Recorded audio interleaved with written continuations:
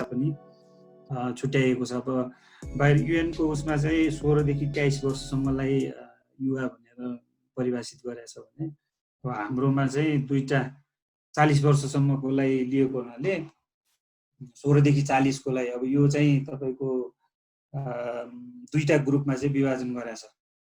16 देखि 40 कोलाई मान्ने हो भने चाहिँ 40% युवा छन् हाम्रो देशमा भन्ने कुरा गरेको छ हैन। तर अब दुईटा ग्रुपलाई गर्दाखेरि अलिक कम हुन्छ। सो यो ओभरअल युवाहरूको ट्रेन्डको लेभल अहिले जस्तो अब अब्रोडको सवाल माइग्रेसनको कुराहरू आइरहेछ हैन। यो सबै डेभलपमेन्टका सवालहरू हुन् जुन चाहिँ तपाईको विकास र युवासँग जोडिएका कुराहरू हुन् हैन। यसमा देख्नु होला तपाईले सरस्वती र हामीले अब धेरै छलफल पनि गरिरहेको सुनिरहेको कुराहरू हैन। प्रत्येक वर्ष अहिले अराउन्ड 5 लाख भन्दा माथि युवाहरू चाहिँ लेबर मार्केटमा आउने गर्छन्। त्यो चाहिँ अब ट्रेन्ड भन्नु एउटा हाई क्वालिटी पनि छ, लो क्वालिटी दुईटै गरेर लेबर मार्केटमा चाहिँ यति युवाहरू चाहिँ आउने गर्छन् प्रत्येक वर्ष 5 देखि 6 लाखको बिचमा होला। त्यसै गरेर अब हाम्रो तेस्रो मुलुकमा जाने युवाहरू लगभग 3.5 मिलियन 4 मिलियनको हाराहारीमा अहिले देखिन्छ।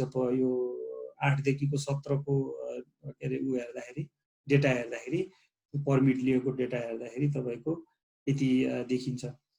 तर अब यो कहिलेकाहीँ अब यो बहसको विषय भइदिन्छ। अब हामीले युवाहरू विदेश जानु ठिक हो कि होइन त भन्ने एउटा सवाल अथवा यसमा चाहिँ डिस्कसन हुने गर्छ। तपाईँ हामीले पनि सुनिरहेको के अरे कुराहरू सवाल हो। त्यसमा चाहिँ अब कतिपय देशहरूले यसलाई के भन्छ भने बाहिर जानु अथवा माइग्रेट भएर जाने अनि के अरे सेवा प्रदायक गर्ने र रेमिटेन्स भित्र नराम्रो कुरा होइन। तर हामीले समस्या के हो भने जस्तै यहाँ teenagers are concentrate in low quality jobs भन्छ नि। सो यसले गर्दाखेरि अरू इस्युहरू जन्माउँछ, यसले अरू खालका समस्याहरू ल्याउँछ हैन। जस्तो अब लो क्वालिटीको अथवा अनस्किल भन्छौँ नि त्यस्तो खालको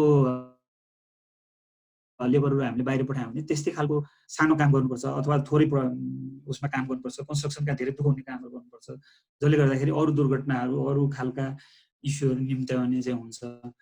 तर प्रोडक्टिभ के अरे अलिकति ट्रेन अलि स्किल चाहिँ उत्पादन गर्न सक्यौँ भने हामीले त्यो लेबरलाई चाहिँ हामीले बाहिर पठायौँ भने त्यसले चाहिँ रेमिटेन्स पनि दिन्छ, उसले आफ्नो जीवनलाई पनि सजिलै अगाडि बढाउन सक्छ र त्यसले चाहिँ निम्त्याउन सक्छ। उदाहरणको लागि भारतबाट तपाईँले देख्नु होला आइटी लगायत यो टिचिङको सेक्टर एजुकेसनको सेक्टरमा पनि थुप्रो उनीहरूले बाहिर विदेशमा आफ्नो ह्युमन रिसोर्सहरू त्यसले चाहिँ ठुलो मात्रामा यो रेभिन्यू चाहिँ जेनेरेट गर्छ। त्यो हिसाबले हेर्दाखेरि चाहिँ अब युवाहरूको माइग्रेट हुने कुरामा चाहिँ हाम्रो इस्यु चाहिँ अहिले के हो भने अनस्किल युवाहरू चाहिँ गइरहेको छन्, जसले चाहिँ आफू पनि दुःख पाइरहेछन् र जुन मेहनत बाहिर गरिरहेछन् त्यो मेहनतले चाहिँ उनीहरूलाई जति मेहनत गरेछन् त्यति रिटर्न पाएको छैन भन्ने कुरालाई चाहिँ एउटा मुख्य सवाल पनि हो। अब त्यो यो युवाहरूको चाहिँ अब विशेष गरेर अलिकति ब्याकग्राउन्डलाई हेर्ने हो भने हामीले अब इतिहास हेर्ने हो भने चाहिँ विशेष गरेर युवानको उसलाई हेर्ने हो भने तपाईँको संयुक्त राष्ट्र सङ्घको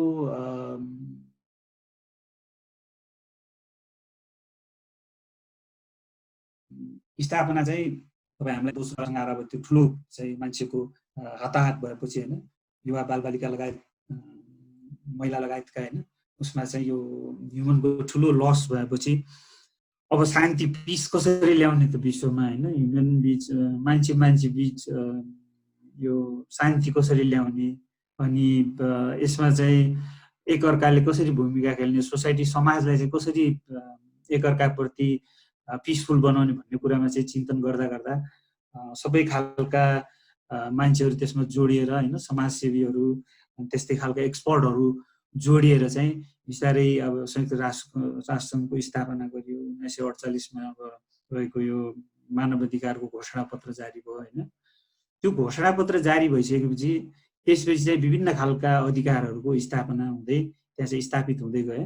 त्यहाँ स्थापित भइसकेपछि अनि विभिन्न देशहरूले त्यसका सदस्य राष्ट्रहरूले पनि आफ्नो देशमा चाहिँ ती अधिकारहरूलाई इस्टाब्लिस गरे हैन। र युथको सवालमा पनि 1960 देखि चाहिँ विशेष यसको चाहिँ छलफल गरेको देखिन्छ, अथवा यसलाई चाहिँ यसका इस्यु छन् युथका, हैन। युथले नै यो भोलिको कर्णधारी हो भन्ने खालको कुराहरूलाई रेकग्नाइज गरेको देखिन्छ। यसरी चाहिँ अगाडि बढ्दै गएको यो घटनाक्रम देखाएको छ, हैन। अहिलेसम्म 60 देखि अहिलेसम्मको कुरा हेर्दाखेरि चाहिँ तपाईँको व्यापक त्यसलाई चाहिँ प्रायोरिटी दिएको, अनि बिस्तारै त्यसलाई चाहिँ रेकग्नाइज गरेको, यिनीहरूका इस्यु च्यालेन्जेसहरूलाई समेटेको, र विभिन्न बैठक सभाहरूमा चाहिँ उनीहरूको नयाँ नयाँ कुराहरू अपडेट अथवा अपग्रेड गर्दै गएको चाहिँ देखिन्छ। अब नेपालको सन्दर्भमा पनि तपाईँको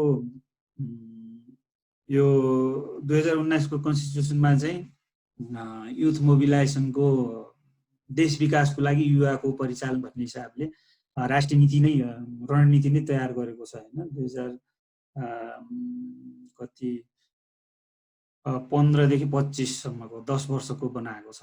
2015 मा यसलाई चाहिँ पारित पनि गरिसकेको छ, हैन। यसमा चाहिँ विभिन्न खालको तपाईँको स्ट्राटेजीहरू तयार गरेको छ। युवाहरूको मोबिलाइजेसनको कुराहरू, समाजमा युवाहरूलाई कसरी चाहिँ परिचालन गर्ने, उनीहरूलाई परिचालन गरेर कसरी देश विकासमा चाहिँ उनीहरूको सहभागिता, उनीहरूको कन्ट्रिब्युसनलाई चाहिँ इन्स्योर गर्ने भन्ने कुरालाई चाहिँ त्यहाँ उल्लेख गरिएको छ। र त्यसै अनुसारका नीतिहरू नेपाल सरकारले अगाडि बढाएको छ, प्लानिङहरू अगाडि बढाएको छ, र कार्यक्रमहरू अगाडि बढिरहेका छन्। यसरी चाहिँ हाम्रो बिस्तारै 19 देखि यो विक्रमसम्म 2019बाट युथको यो सुरुवात भएको देखिन्छ। 42 मा नेसनल युथ फन्ड बनेको छ, हैन। 52 मा मिनिस्ट्री, अब अहिले हाम्रो मन्त्रालय नै छुट्टै भइसकेको छ, हैन। त्यसै गरेर 58 मा युथ सेक्सन भन्ने छुट्टै मिनिस्ट्रीभित्र युथ सेक्सन छुट्टै बनाएको छ। र त्यसपछि चाहिँ यो 9 पञ्चवर्षीय योजनामा चाहिँ युथको प्लानलाई चाहिँ हाइलाइटेड गरेको छ, जुन चाहिँ इस्यु, हैन, कार्यक्रमहरू र युथलाई गर्न सक्ने, उनीहरूलाई समेट्न सक्ने कुराको इनिसिएटिभका कुराहरू पनि त्यहाँ चाहिँ हाइलाइट गरेको छ। र अब विशेष गरेर स्ट्राटेजीलाई बेस बनाउँदै अब आउने योजनाहरूमा यो 14-15 योजनाहरूमा पनि युथका सवालहरूलाई, उनीहरूलाई के अरे सपोर्ट गर्ने कुरा, उनीहरूको मोबिलाइजेसनको कुरालाई कन्टिन्युटी दिएको देखिन्छ। सो नेपाल सरकारले पनि अहिले युथ, अब हामीले अनुभवकै कुरा गर्ने हो भने पनि तपाईँ हामी साक्षी छौँ, हैन।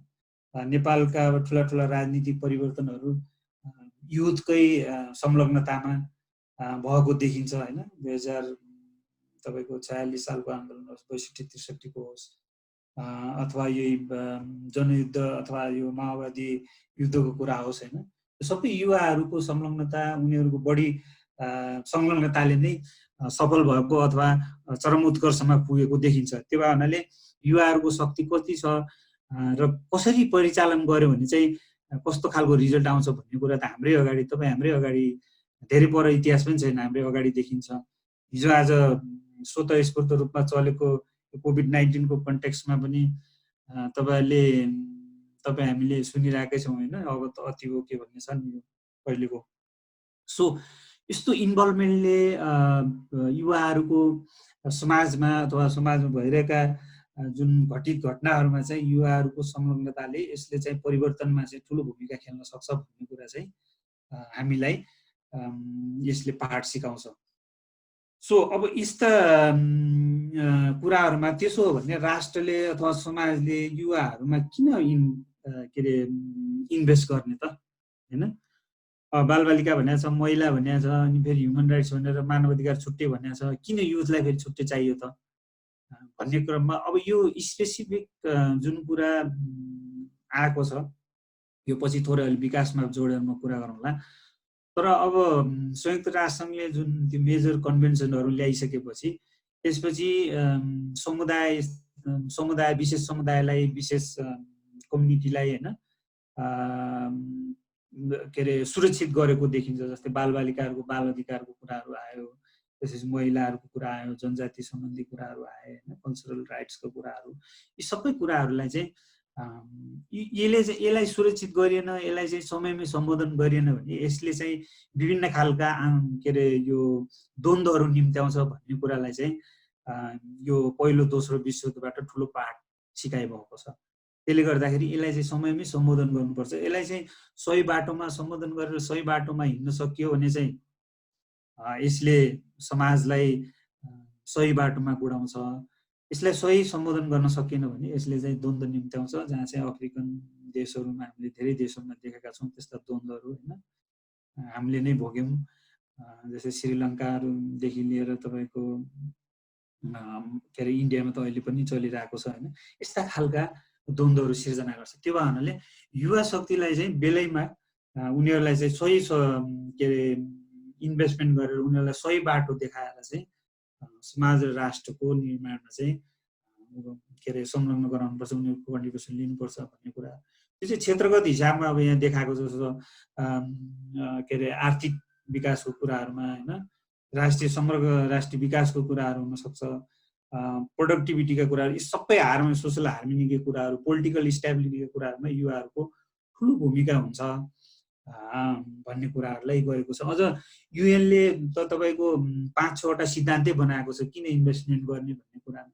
संसारका युवाहरू के हुन्छ भने युवा शक्ति सबैभन्दा राम्रो कुरा त उनीहरू यो पिस, ह्युम्यानिटी, होइन, यो सोलिडारिटीमा, लिबर्टी, सबै देशका युवाहरू एक खालका हुन्छन्, उनीहरूको विचार मिल्छ अनि उनीहरू सहयोगी खालको भावना हुन्छ युवाहरूमा। त्यो भएर पनि हामीले इन्भेस्ट गर्नुपर्छ उनीहरूलाई यो कुराहरू अगाडि बढाउनको निम्ति भन्छ। त्यसै गरेर अरू यो इन्भाइरोमेन्टका कुराहरूमा, उनीहरूको नलेज सेयरिङका कुराहरूमा, होइन, सबै कुराहरूमा चाहिँ जस्तो अब युनिभर्सिटी, विभिन्न देशका युनिभर्सिटीहरू पढ्न जान्छन् हाम्रो, होइन, विभिन्न देशका अरू युवाहरूसँग भेटघाट हुन्छ, उनीहरूले कल्चर सेयर गर्छन्, आफ्नो ल्याङ्ग्वेज सेयर गर्छ, यसरी अर्काबिच सेयर गर्ने, सिक्ने अवसरहरू प्रदान हुन्छ, आदान प्रदान हुन्छ। त्यसले गर्दाखेरि पनि युवाहरूमा हामीले देशले अथवा समाजले जति इन्भेस्ट गर्यो त्यो चाहिँ उनीहरूले अरू ठाउँमा रिफ्लेक्ट गर्छ, अरूलाई सिकाउँछ, होइन, अरूबाट आफू सिकेर ल्याएर फेरि आफ्नो समाजमा त्यसलाई चाहिँ रिफ्लेक्ट गर्छ। त्यो हिसाबले पनि हामीले युवालाई चाहिँ बढी इन्भेस्ट गर्नुपर्छ भन्ने कुरा चाहिँ सैद्धान्तिक रूपमा चाहिँ युनाइटेड नेसन अथवा संयुक्त राष्ट्रसङ्घले पनि मानेको छ। अब इस्युको सवालमा थोरै अब सैद्धान्तिक हिसाबमै कुरा गर्दाखेरि अब युवाहरूका धेरै खालका सवालहरू छन्। त्यसै पनि अब हामी थर्ड वर्ल्ड, होइन, अथवा अन्डर डेभलप कन्ट्रिज हुनु त 2022मा उक्लिने भन्दैछौँ विकासको हिसाबले। अब त्यो हुँदाहुँदै पनि अब के भने समय, परिस्थिति अथवा विकासको जुन हामी चरणमा छौँ, अब यो हाम्रो देशलाई मात्र नभएर संसारको अब ग्लोबलाइजेसनको कुरा गर्छौँ, होइन। त्यसले गर्दाखेरि अब हामी कतिपय कुराहरू हामीले नचाहँदै अथवा हामीले नभ्याउँदै पनि समात्नुपर्ने, त्यसलाई चाहिँ त्यो ट्र्याकमा हिँड्नुपर्ने देखिन्छ। जस्तो अब हामी के अरे यो वर्ल्ड ट्रेड अर्गनाइजेसनको सदस्य भइसक्यौँ, त्यो हिसाबले अब हामीले व्यापार व्यवसायका कुराहरू कसरी अपग्रेड गर्ने, संसारभरि एक्सेस पनि भएको छ, उनीहरूको हामी कहाँ आउने, हाम्रो उनीहरूसँग कसरी कम्पिटिसन गर्ने एउटा ठुलो च्यालेन्ज छ, होइन। त्यसै गरेर अरू विभिन्न खालका सङ्घ संस्थाहरूमा हामी चाहिँ सदस्य भएको छ हाम्रो देश, होइन। त्यसले गर्दाखेरि अपर्च्युनिटी सँगसँगै च्यालेन्जहरू पनि, चुनौतीहरू पनि थपिदिएको छ, त्यो अवसरसँगै चुनौती, होइन। त्यसले गर्दाखेरि नयाँ आउने कुराहरूलाई हामी कति छिटो एडप्ट गर्न सक्छौँ, हामी युवाहरूले त्यो टेक्नोलोजीलाई कति छिटो एडप्ट गर्न सक्छौँ, त्यो नयाँ ट्रेन्डलाई कति छिटो एडप्ट गर्न सक्छौँ, त्यसले चाहिँ हाम्रो विकास अथवा हाम्रो देशको विकास, हाम्रो समाजको विकासमा चाहिँ ठुलो भूमिका खेल्छ भन्ने चाहिँ अहिलेको फ्युचर आउने कुराहरूको यसले चाहिँ बाटो देखाउँछ। त्यसले गर्दाखेरि अब देशको हिसाबले पनि देशले पनि के सोच्नु पर्यो भने त्यस्ता खालको जस्तो अहिले 25सम्मको स्ट्राटेजी जुन बनिएको छ त्यो स्ट्राटेजीमा रिजिड हुनु भएन, होइन। प्रत्येक वर्ष युवाका सवालहरू, अब ग्लोबल ट्रेन्ड कसरी अगाडि बढिरहेको छ, जस्तो अब यो महामारी जस्ता कुराहरू आयो भने सबै कुराहरू चेन्ज गरिदिन्छ, होइन। अब हाम्रो अहिलेको कन्टेक्स्टलाई हेर्ने हो भने हामीले गरेका सबै प्लानहरू केही नभए 1 वर्षको लागि परिवर्तन भएका छन्। त्यसले गर्दाखेरि अब यस्ता कुराहरूलाई चाहिँ हामीले जति सक्दो चाँडो त्यसलाई चाहिँ रिफ्रेम गरेर, त्यसलाई चाहिँ रिप्लान गरेर हामीले अगाडि बढाउन सक्यौँ भने चाहिँ हामी यो समय सँगसँगै अगाडि बढ्ने भयौँ, होइन। सकेन भने पछाडि पर्ने हुन्छ। त्यो भएनाले यो पोलिसीहरूलाई चाहिँ समयमै बनाउने, त्यसलाई चाहिँ प्रमोट गर्ने काममा राज्य चाहिँ लाग्नुपर्छ र त्यसलाई खबरदारीमा हामी युवाहरूको भूमिका पनि रहन्छ। सामाजिक सुरक्षाको कुराहरू तपाईँ हामीलाई थाहै छ, युवाहरूले चाहिँ बढी यसलाई चाहिँ अलिकति एडभोकेसी गर्ने अथवा युवाहरूलाई सुरक्षित गर्दै होइन, युवाहरूमा पनि अझ अहिले सोसल इन्क्लुजनको कुरा गर्छौँ हामी होइन। त्यसले गर्दाखेरि त्यो वर्गलाई त्यो क्षेत्रलाई समेटेर चाहिँ अझ उसलाई चाहिँ कसरी इक्वालिटीमा ल्याउने त होइन, इक्विटी कसरी प्रदान गर्ने भन्ने कुराहरूमा चाहिँ सधैँ राज्यले सोच्यो, पोलिसीले सोच्यो भने चाहिँ त्यो चाहिँ बढी प्रोडक्टिभ हुन्छ। अब पहिला र अहिलेको स्थिति हेर्दाखेरि तपाईँ हामी भन्न सक्छौँ यो ट्रेन्ड कति छिटो अगाडि बढिरहेको छ होइन। अहिले यहाँनिर भन्छ नि there was no social network 10 years अगाडि होइन। यो उहरू हामीले कल्पनै गरेका थियौँ। अहिले जुन सामाजिक सञ्जालमा एउटा सरकारको के अरे आज निर्णय आयो भोलि चेन्ज गराउन सक्ने त्यत्रो के अरे पावर बोकेको छ सोसल नेटवर्कले होइन। त्यसले गर्दाखेरि त्यो कुरा त हामीले 10 वर्ष अगाडि कल्पनै गरेका थियौँ, तर 10 वर्षभित्रमा नै हामीले त्यो कुरा देख्यौँ, भोग्यौँ र हामी त्यसलाई चाहिँ सदुपयोग अथवा त्यसको प्रयोग गरिरहेका छौँ। त्यसले गर्दाखेरि समय यति छिटो परिवर्तन भइरहेको छ होइन। आइटी सेक्टरमा तपाईँको अब जबका क्रिएसनका कुराहरू र लुज गर्ने कुराहरू पनि त्यही भएर च्यालेन्ज र अवसर दुइटै ल्याएको छ अहिले। सो यसले गर्दाखेरि समय चाहिँ अब फ्युचर वर्क्स चाहिँ कस्तो हुने भन्ने कुरा अब हामी युवाहरूले बेलैमा यसको चाहिँ ट्रेन्डलाई बुझेर अगाडि बढ्नुपर्ने देखिन्छ। अब नयाँ ट्रेन्डहरूमा चाहिँ तपाईँको अब कम्पनीहरूले लिने कुराहरू तपाईँ उदाहरणको लागि हेर्नु भने अहिले टिभीमा तपाईँले कति ख्याल गर्नुभएको छ, पहिला आउने प्रचार र अहिले आउने त्यो विज्ञापनहरूमा कति कुरा फरक गरिसक्यो। 2-3टा विज्ञापन त अहिले तपाईँको यो सौन्दर्यता सम्बन्धी प्याकेजै हामी चाहिँ एकदमै सबै कुरा तपाईँको स्पटमै सेनिटाइज गरेर प्रयोग गर्छौँ, तपाईँहरूलाई दिन्छौँ भनेर उसले चाहिँ प्रचार गर्छ। मास्क लगाएको त्यहीँ गएर घरमै सेनिटाइज गरेको त्यसरी सेवा प्रदान गरिरहेको देखाउँछ। समय सन्दर्भसँगै उनीहरूले कति छिटो एडप्ट गरेर त्यसलाई चाहिँ उनीहरूले सदुपयोग गरिसके समयलाई भनेपछि उनीहरूको लागि अब लकडाउन केही ठुलो कुरो भएन। उनीहरू अब त्यो बेला पनि सुरक्षित भएर उनीहरूले सेवालाई प्रदान गर्न सक्ने। त्यो कारणले युवाहरूले त्यो कुरालाई के ट्रेन्ड चाहिँ कसरी चेन्ज भइरहेको छ होइन, त्यो कुरालाई चाहिँ हामीले छिटोभन्दा छिटो एडप्ट गर्न सक्यौँ, थाहा पाउन सक्यौँ भने हामी अगाडि बढ्न सक्छौँ भन्ने गरिन्छ। अब यो नलेज भन्ने कुरा 3 तहमा हुन्छ अरे कि हाम्रो 3टा लेयर्स हुन्छ अरे। पहिलो भने इन्फर्मेसन हो नलेज, तपाईँ अब जस्तो हामी गुगल गरेर मोबाइलबाट होइन विभिन्न उबाट चाहिँ थाहा पाउँछौँ। अब दोस्रो तह भनेको त्यही इन्फर्मेसन र तपाईँले हामीले समाजमा देखेका भोगेका कुराको एक्सपिरियन्सको दुइटैको मिक्सअपबाट आउने चाहिँ अर्को चरणको नलेज भयो। त्यसपछि अर्को तेस्रो तहको हुन्छ विजडम, जहाँ चाहिँ तपाईँको यो दुइटै अनुभव अनि त्यसपछि गएर इन्फर्मेसन होइन सँगै अनि तपाईँको आफ्नो लजिक, आफ्नो विचार, यो गर्दा के हुन्छ, यो गर्दा के हुन्छ, मैले अगाडि बढ्ने कि नबढ्ने, आइटीमा छिटो अगाडि बढ्ने कि अघि मैले भनेको कुराले एडप्ट गर्दा हुन्छ कि हुँदैन भन्ने कुरा त्यो चाहिँ तपाईँको के हो त आफ्नो व्यक्तिगत विचार हुन्छ। त्यो कारणले यो 3टा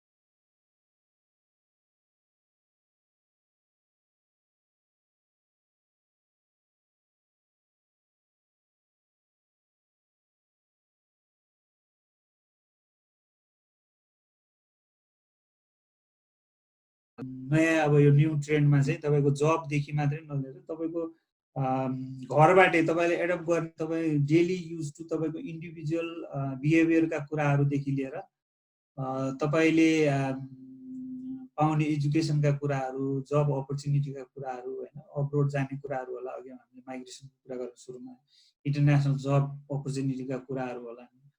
यी सबै कुराहरूमा चाहिँ तपाईँको समय सन्दर्भिक हामीसँग ज्ञान तथा क्षमता स्किल भएन भने चाहिँ हामी बिकाउ हुँदैन अथवा हामीले सोचे जस्तो त्यो ठाउँमा चाहिँ बढ्न सक्दैन। त्यो कारणले एकैचोटि नहोला तर बिस्तारै ती कुराहरूलाई हामीले अहिलेको चलिरहेको ट्रेन्ड के छ ती कुराहरूमा युज हुँदै जान्छ। अब यो हिजोको दिनसम्म तपाईँ हामीले यो जुम यसरी जुममा आएर ग्रुपमा डिस्कसन गर्ने अथवा हामीले कुरा सुन्ने भन्ने कहिले सोचेका थियौँ र होइन? यही 3 महिनाभित्र हामी यति युज टु भइसक्यौँ कि अहिले हामीले 10वटा विषयमा तपाईँको यसैमा छलफल गरेर आफ्नो विचारहरू दिने, अरूको विचारहरू सुन्ने कामहरू गरिसक्यौँ।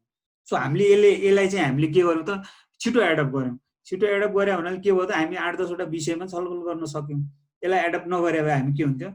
चुप लाएर बस्थ्यौँ, जुम गर्नेले गरेर गइसक्थ्यो, हामी हेरे हुन्थ्यो होइन?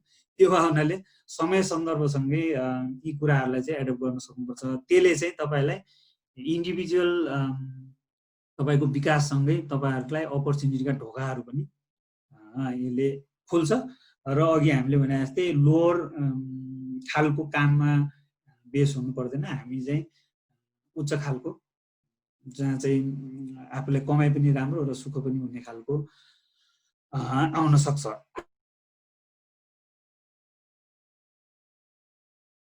गर्न खोजेको छ जस्तो अब यो जेन्डर डिस्क्रिमिनेसनका कुराहरू भए होइन, लैङ्गिक सवालका कुरा, अनि अब यो हाम्रो एजुकेसन सिस्टमै अब सधैँ गाली गर्छौँ होइन, अब त म त गाली गर्न पनि मन लाग्दैन। कतिपय कुराहरू सिस्टमले पनि अब सुध्रिन सकेको छैन होइन, तर तपाईँ हाम्रो प्रयास पनि त्यो सँगसँगै जानुपर्छ। हो, कतिपय कुराहरू भएका छैनन्, तर तपाईँ हाम्रो प्रयास पनि त्यत्तिकै भएन भने पनि यो सिस्टम एकातिर छँदैछ, आफ्नो प्रयास पनि भएन भने त्यसले चाहिँ डबल घाटा गर्छ तपाईँलाई।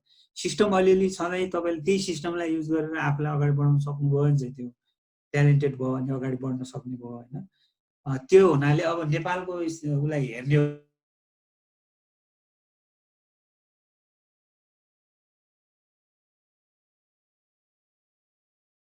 होइन, हामी बेरोजगारहरू उत्पादन गर्दछ युनिभर्सिटीहरूले भन्ने खालको सवालहरू तपाईँ हामीले सुनिरहेकै भोगिरहेकै कुरा हो। अनि लार्ज नम्बर अफ अनस्किल्ड युथहरू छन् होइन, निकाल्छ जुन चाहिँ लेबर मार्केटमा चाहिँ के अरे दक्ष ह्युमन रिसोर्सको सधैँ खाँचो भइराख्ने, यताबाट ऊ चाहिँ युथहरू चाहिँ अनस्किल निकाले हुनाले अनइम्प्लोइड भइराख्ने होइन, त्यस खालको समस्याहरू छ। त्यसको कनेक्टिभिटी मिलाउन सकेको छैन अझै पनि। जस्तो युवाहरू अब सबै अहिले के छ भने अलिकति राम्रो पढ्यो भने विदेश जाने अथवा एनजिओ आइएनजिओतिर जागिर खाने, नभए विदेश जाने, अब खेतीपाती गर्ने, प्रोडक्टिभिटीका कामहरू गर्ने होइन, यस्तो कामतिर हाम्रो युवाहरू त्यति लागेको देखिँदैन। अहिले अब यो कोभिडले गर्दाखेरि थोरै त्यसमा कुरा चाहिँ भइरहेको छ, तर त्यति अब अहिले तपाईँले यो सरकारको नीति कार्यक्रम हेरिहाल्नुभयो, त्यति त छैन। 7 लाख कति युवाहरूलाई रोजगारी दिने त भनेको छ होइन, तर कसरी दिन्छ के गर्छ कार्यान्वयनको पाटो बाँकी नै छ हेर्न।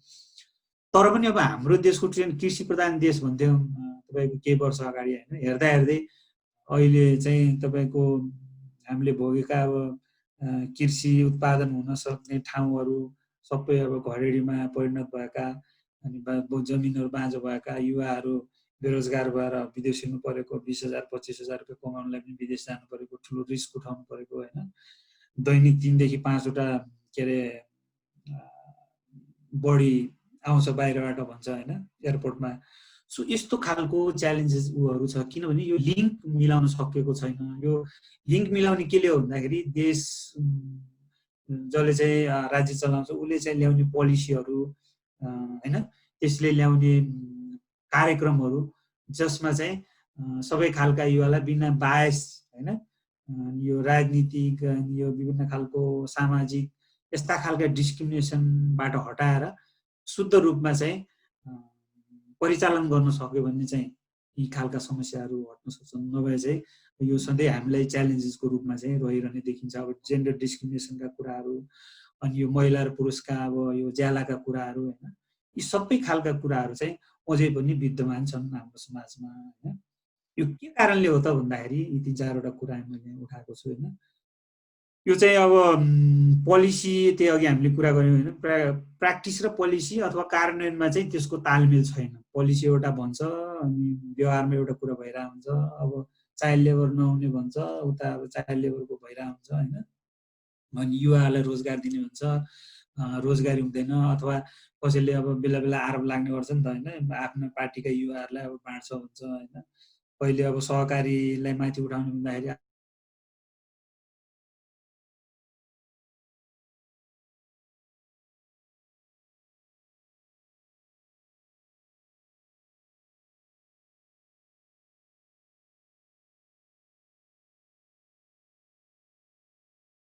उपन्यासको कसरी अगाडि बढ्ने भन्ने राष्ट्रिय नीतिहरू चाहिँ दह्रो रूपमा त्यस चाहिँ कार्यान्वयन भइरहेको छैन, त्यो पनि ल्याक छ। अनि यस्ता खालका अरू जुन सपोर्ट गर्ने, राज्यलाई सहयोग गर्ने जुन सङ्घ संस्था छन् उनीहरू पनि के छ भने सर्ट टर्म खालका कार्यक्रमहरूमा चाहिँ अलिक बढी पैसा खर्च गर्ने होइन। तालिम मात्रै दिएर त भएन नि त, उसको चाहिँ व्यवसाय सुरु गर्ने इन्टरप्राइज डेभलपमेन्ट भनेपछि त तपाईँको सफ्टवेयर हार्डवेयरका कुराहरू सबै खालको सपोर्ट गरेर उसले चाहिँ इस्टाब्लिस गरेर अगाडि बढ्न सक्नु। तर एउटा कम्पोनेन्टमा काम गरेर तपाईँले एउटा कम्पोनेन्टबाट सबै कुरा एम गर्नुभयो, गोल बनाउनु भयो त भएन। ती खालका धेरै कुराहरू चाहिँ ग्याप छ भन्ने कुराहरू। अनि अब हाम्रो देशमा बढी एजुकेसन पनि त्यस्तो खालको जस्तो विदेशतिर धेरै देशहरूमा हेर्नुभयो भने स्कुल एजुकेसन पछि एकदमै चुज गर्ने अवसर हुन्छ। एउटा चाहिँ तपाईँको टेक्निकल भोकेसनल एजुकेसन, अर्को चाहिँ हामीले पढ्ने त्यो खालको एजुकेसन होइन। सो धेरैजना हेर्नुभयो भने धेरै अब हामीले एमए पढ्या के अरे एमफिल पढ्या भन्यो भने उनीहरू दङ्ग पर्छन् क्या विदेशीहरू। धेरै उनीहरू चाहिँ के हुन्छ भने स्कुल सक्ने बित्तिकै, स्कुल एजुकेसन सक्ने बित्तिकै उनीहरू भोकेसनलतिर गयो भने स्किल चाहिँ लिने, अनि त्यसपछि आफ्नो पैसा कमाउने अनि आर्थिक गतिविधि गर्ने होइन, त्यतातिर लाग्छन्, प्रोडक्टिभिटीतिर लाग्छन्। त्यसले गर्दाखेरि त्यो खालको हाम्रोमा ग्याप छ भन्ने कुरा यसले चाहिँ देखाउन खोजेको हो। अब यसको वे फरवर्ड भनेको चाहिँ यिनै कुराहरूलाई इनेबल गर्नु पर्यो होइन। त्यो के अरे व्यवहारमा त्यो कुराहरूलाई चाहिँ जसरी पोलिसीहरू ल्याउँछ तिनलाई कार्यान्वयन चाहिँ इमान्दारीपूर्वक त्यसलाई चाहिँ कार्यान्वयन गर्नुको अहिले चाहिँ तिनै तहको सरकार छ, यसको समन्वय मिलाउनु पर्यो। जुन केन्द्रले अथवा प्रदेशले अथवा स्थानीय निकायले बनाएका नीति नियमहरू चाहिँ त्यही हिसाबले कार्यान्वयन हुनु पर्यो बिना भेदभाव होइन। त्यो भयो भने चाहिँ यी खालका समस्या च्यालेन्जेसहरूसँग चाहिँ हामी लड्न सक्छौँ। अहिले अब हाम्रोमा जस्तो यो डेटाबेसको कुरा गरेको छ नि, अब कति युवा बेरोजगार, कति के भन्ने खालको धेरै सूचनाहरू अझै पनि ग्याप छ नि। के गर्न खोजेको देखिन्छ तर अझै पनि ठुलो ग्याप छ। त्यो सूचना जबसम्म हामीसँग एकुरेट सूचना हुँदैन तबसम्म पोलिसी चाहिँ एकुरेट बन्दैन। त्यो भएनाले यो चाहिँ अझ सधैँ ग्याप नै भइरहेछ। त्यस्तै गरेर अब यो डोनर आइएनजिओ गभर्मेन्टको होइन जुन खालको कोलाबोरेसन, जुन खालको टाइअप हुनुपर्ने त्यो चाहिँ देखिँदैन। अब आफ्नो हिसाबले गर्न खोजेको जस्तो देखिन्छ। तर अब पहिलाभन्दा अहिले अब गर्न खोजेको त छ, तिन तहको सरकार भएको हुनाले स्थानीय निकायसँग चाहिँ समन्वय गरेर अगाडि बढ्न लागेको जस्तो देखिन्छ। तर पनि अझै धेरै समस्या छन्। अब युथले खेल्न सक्ने भूमिका यहाँनिर हामीले हेर्दाखेरि जस्तो यो सबै खालको अब विकासको लागि हेर्नुभयो भने हाम्रो समाजमा रहेका सबै खालका यी विषयहरूमा चाहिँ युवाहरूले दह्रो भूमिका खेल्न सक्छन्। एजुकेसनको सवालको कुराहरूमा युवाले अब अगाडि बढाउन सक्छ होइन, ती कुराहरूलाई एडभोकेसी गर्न सक्छ। हेल्थका वेलबिङका कुराहरू, इम्प्लोइमेन्टका कुराहरूलाई, अनि यो सहभागिताका कुराहरूलाई, अनि यो राजनीतिक दलमा सहभागिताका कुराहरू, यी सबै कुराहरूमा चाहिँ युवाहरूले गर्न सक्छ। कसरी गर्न सक्छ भन्दाखेरि चाहिँ यसका अब धेरै खालका इन्भल्भमेन्ट हुन सक्छ। तपाईँ हामीलाई कतिको याद छ अब कतिको उ गर्नु भएको छ। जस्तो अब देशमा तपाईँले विचार गर्नुभयो होला, यो सरकारी संस्था निकायहरू हुँदाहुँदै जस्तो अब यो क्लब, एनजिओ संस्थाहरू भनेर होइन किन बन्या होला भन्ने हामीले कहिले सोचेका छौँ?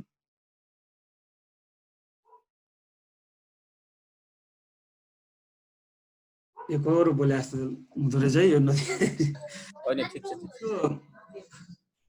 कहिलेकाहीँ के भन्छ भने राज्यले आफ्नो हिसाबले आफ्नो संरचनाहरू छन्, ती संरचना मार्फत तपाईको स्लाइड फर्स्ट पेजमा गयो। स्लाइड गयो जी, तपाईको स्लाइड फर्स्ट पेजमा गयो। ए एकछिन है, 14 साइडमा गएर तपाईले स्टार लास्टमा क्लिक गर्नु। एकछिन है,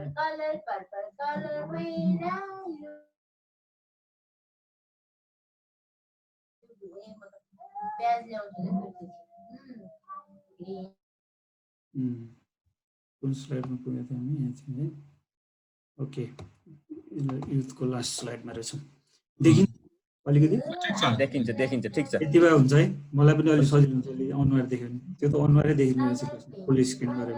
ठिक छ। एनिवे अब कन्क्लुजन यसको के हो, मैले थोरै तपाईँले ट्रेन्ड र यो ग्यापका कुराहरू किन उठाउन खोजिरहेको छु भन्दाखेरि अब हामीले विकासको कुरा, अब हाम्रो सहभागिताको कुरा, जहाँ चाहिँ अब युथको इन्भल्भमेन्टको कुराहरू खोजिरहेछौँ भने सबैभन्दा पहिलो कुरा तपाईँ हामीले बुझ्नुपर्ने के हो भने हामी पहिला त आफू इन्डिभिजुअल चाहिँ म कसरी रिसोर्सफुल हुने होइन, स्किलले, ज्ञानले, अनि मैले गर्ने कर्तव्यका कुराले म कसरी बन्ने भन्ने कुरा तपाईँ हामीले सबैले इन्डिभिजुअल तहबाट सोच्नु पर्यो।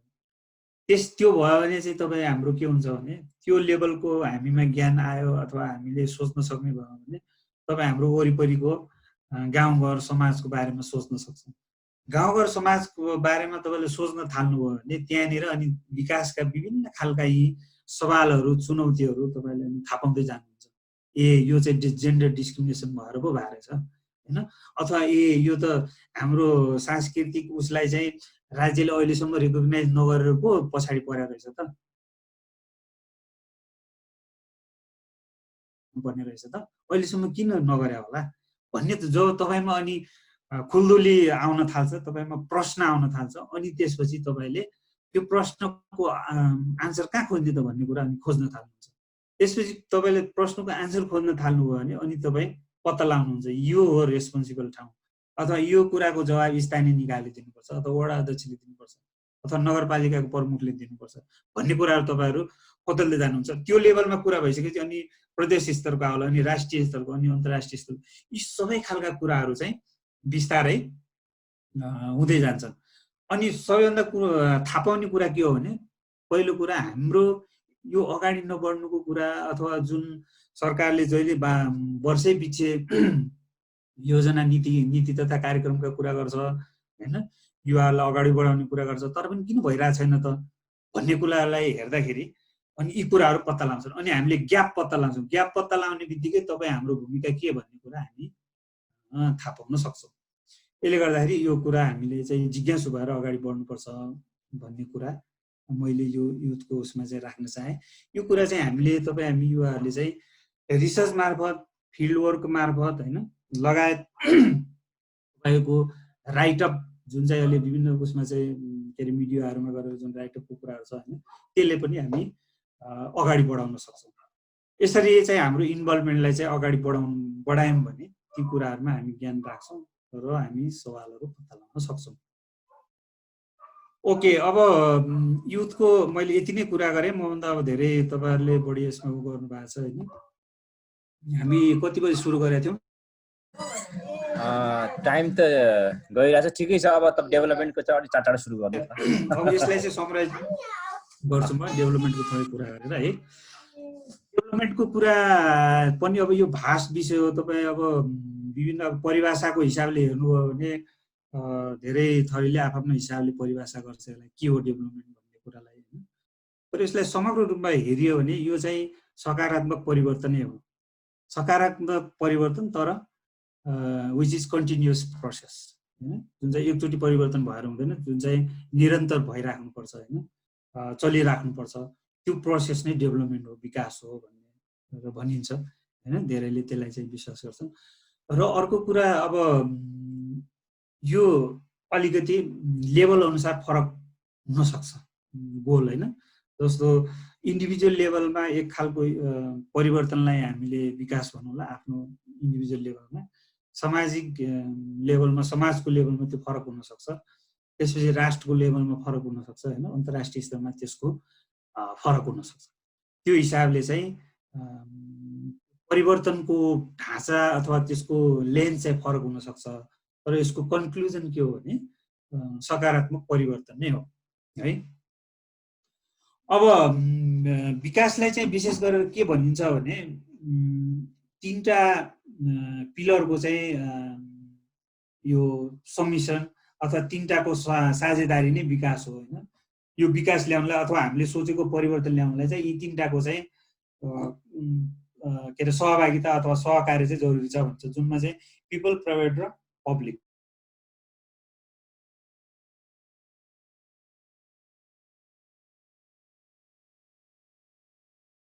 त्यो हामीले गरेको एक्टिभिटीप्रति चाहिँ ओनरसिप जाग्छ।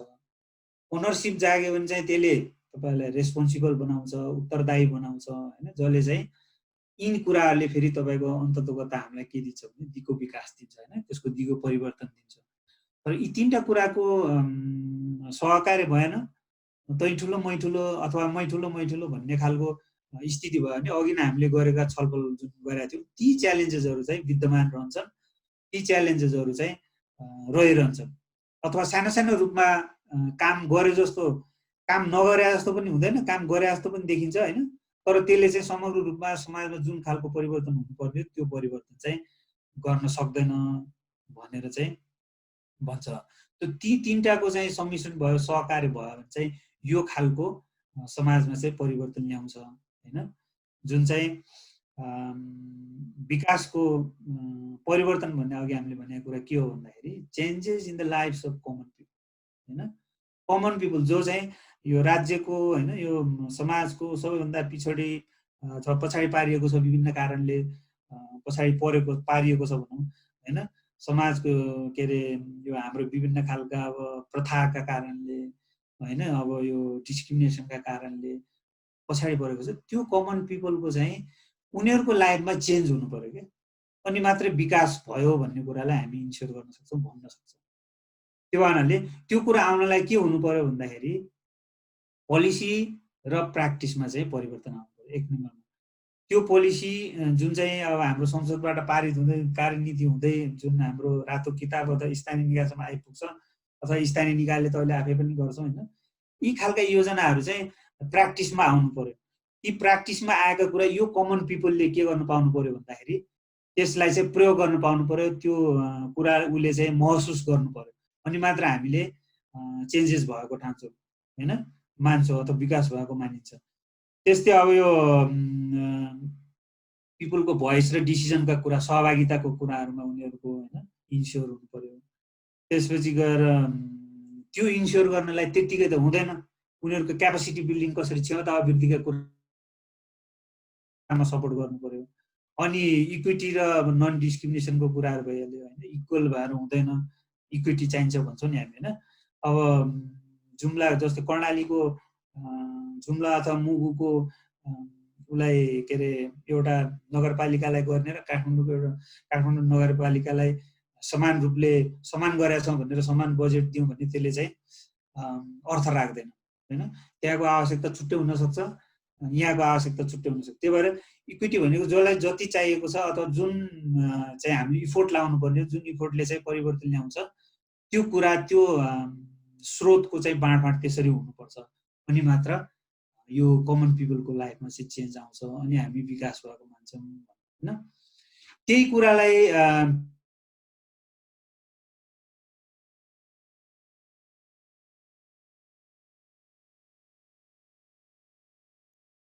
सत्र गोल सहित यो सस्टेनेबल डेभलपमेन्ट गोल्स भनेर तपाईँ हामीले सुनिरहेकै कुरा हो।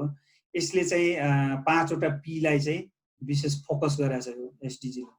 त्यो भने पावर, पिपल हैन, पिपल चाहिँ सेन्टरमा हुनुपर्छ, पावर, प्लानेट, पिस, प्रस्पेरिटी र पार्टनरसिप कुराहरूले यो पिपललाई अघि हामीले जाने कमन पिपललाई फरक पार्नुपर्छ भनेको थियो नि, यो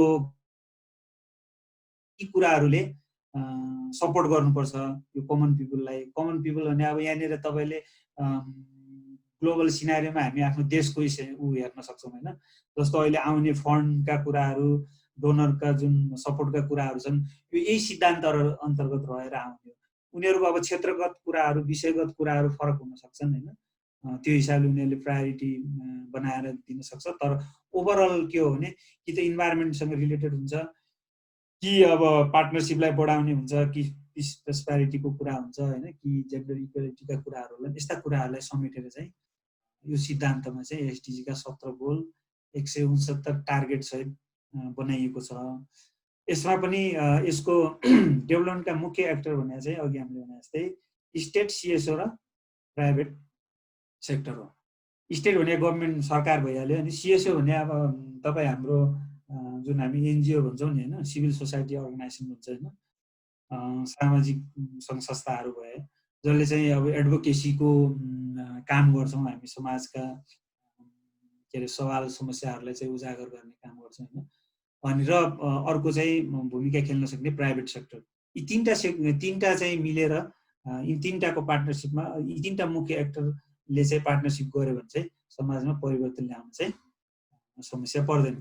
सो तीनटा प्रिन्सिपलमा रहेर यो डेभलपमेन्टको कोअपरेसन कसरी हुन्छ भन्दाखेरि CSO NGO के अरे गभर्मेन्ट र सिभिल सोसाइटीको अर्गनाइजेसन भयो होइन, डोनरहरू हुन्छ, पिपल भयो, यो तीनटैको सहभागिता योजना बनाउनेदेखि लिएर कार्यान्वयनसम्ममा यी तीनटाको सहभागितामा अब जसले आफ्नो भूमिका खेल्नु पर्यो। डोनरले अब फन्ड सपोर्टका कुरा होला, स्ट्राटेजिक सपोर्टका कुरा, अब ह्युमन रिसोर्स सपोर्टका कुराहरू होला, अनि पिपलको चाहिँ निड, उनीहरूको इन्ट्रेस्टको कुराहरू, उनीहरूको प्रायोरिटी के हो भन्ने कुरा आफूले राख्न सक्ने, उनीहरूले आफ्नो के अरे त्यसको ओनरसिप लिने कुरा होला होइन। अनि यो CSO र उसले चाहिँ गभर्मेन्ट अर्गनाइजेसनले चाहिँ त्यो कामप्रतिको इन्ट्रेस्ट अथवा प्लान बनाउने कुरा कसरी, कुन उसलाई चाहिँ प्रायोरिटीमा राख्ने अहिले यो वर्ष भन्ने कुरालाई निर्धारित गर्ने, त्यहाँको समस्यालाई निर्धारण गर्ने कुरा चाहिँ यसरी अगाडि बढेको देखिन्छ। अब यो डेभलपमेन्टको ट्रेन्डको कुरा चाहिँ अब यो ऐतिहासिक कुरा, ब्याकग्राउन्डको कुरा होइन। प्रत्येक 10 वर्षमा हेर्नुभयो भने डेभलपमेन्ट ट्रेन्ड चाहिँ चेन्ज भएको देखिन्छ। सुरुमा तपाईँ हामीले सुनेको होला यो दोस्रो विश्वयुद्धपछि त्यति बेला रिलिफ रिकन्स्ट्रक्सनको कुरालाई चाहिँ बढी प्रायोरिटी दिएको देखिन्छ होइन। अलि हुने खानेले अलि नहुनेलाई दिने, दया भाव देखाउने त्यस्तो खालको थियो र अब ठुला संरचना, पुल यस्ता उहरू बनायो भने चाहिँ विकास हुन्छ भन्ने सोच थियो होइन।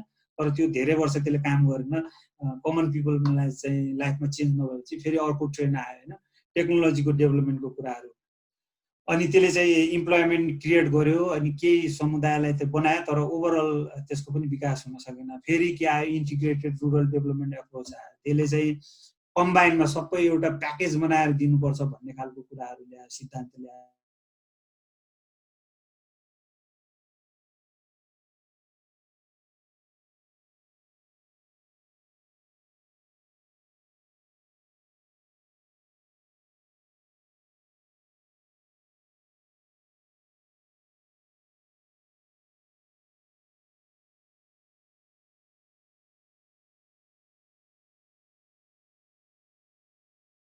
खाली खाना बस्नलाई इन्स्योर गर्यो, सक्यो। यसले गर्दाखेरि फेरि चेन्ज भयो होइन। 90s तिर आउनुभयो भने तपाईँको इक्विटेबल र सस्टेनेबल डेभलपमेन्ट के अरे पिपल सेन्टर भनेर भन्यो होइन। यसले राम्रो उ त ल्यायो, तर के गर्यो भने ब्ल्याङ्केट एप्रोच गरिदियो। ब्ल्याङ्केट एप्रोच भने कस्तो भने एउटा समुदायमा जस्तै तपाईँको गुरुङ बस्ती एउटा छ, गुरुङ बस्ती होल 400 घर छ भने एउटा योजना आएर 400 घरलाई दिदिने होइन। त्यहाँभित्र 400 घरभित्र कसैको अब आवश्यकता होला, त्यो प्रोजेक्ट कसैलाई आवश्यकता नहोला, कसैलाई धेरै आवश्यक होला, ती कुराको छुट्याएन होइन। त्यसलाई चाहिँ ब्ल्याङ्केट एप्रोचमा जाँदाखेरि कतै वेस्ट गयो, कतै नचाहिनेलाई गयो, अथवा चाहिनेको इन्ट्रेस्ट भएन, त्यसरी चाहिँ सक्सेस भएन। त्यो भएपछि अनि चाहिँ people led rights based approach भनेर डेभलपमेन्ट अप्रोच भनेर 2000 देखि 2010 सम्म आएको देखिन्छ होइन। यसमा चाहिँ मार्जिनलाइज पिपललाई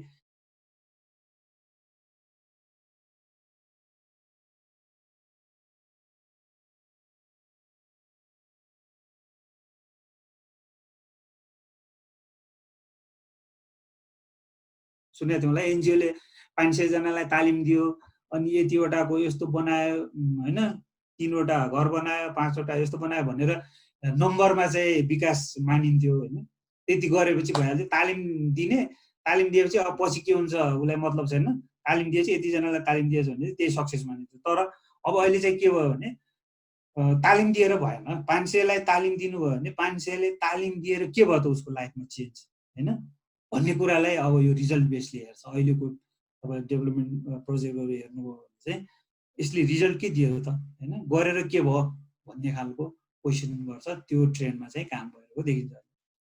तर अब डेभलपमेन्टको यी कुराहरू चाहिँ हामीले ग्रोथ गर्न सक्यौँ, यी कुराहरू पुरा गर्न सक्यौँ भने चाहिँ जस्टिसको अवस्था रहन्छ, ह्युमन राइट्सको चाहिँ सबै कमन पिपलमा चाहिँ अवस्था रहन्छ भन्ने कुरा चाहिँ यसले सरसर्ती यो डेभलपमेन्टको सिद्धान्तले चाहिँ बुझाउँछ। त्यो भन्नाले अब यी सबै कुराहरूमा चाहिँ अब यहाँनिर फेरि युवाहरू जोडिन्छ होइन। अब यी अघि हामीले जति ग्यापका कुरा गऱ्यौँ, पोलिसीमा ग्यापका कुरा गऱ्यौँ होइन, अनि समाजका सवालहरूको जुन कुरा गऱ्यौँ, जुन पछाडि पारेको वर्गको कुरा गऱ्यौँ, यी सबै कुराहरू उठान गर्ने, त्यसलाई चाहिँ के अरे अब अहिले हाम्रो स्थानीय 3टा सरकारमा अब अहिले स्थानीय निकायमा के छ भने हाम्रो 7 स्टेप डेभलपमेन्ट प्लानिङ भन्छ होइन, 7 चरणमा जुन डेभलपमेन्ट प्लानिङ भन्छ, त्यो प्लानिङहरूमा युवाहरूको सशक्त भूमिका हुनसक्छ।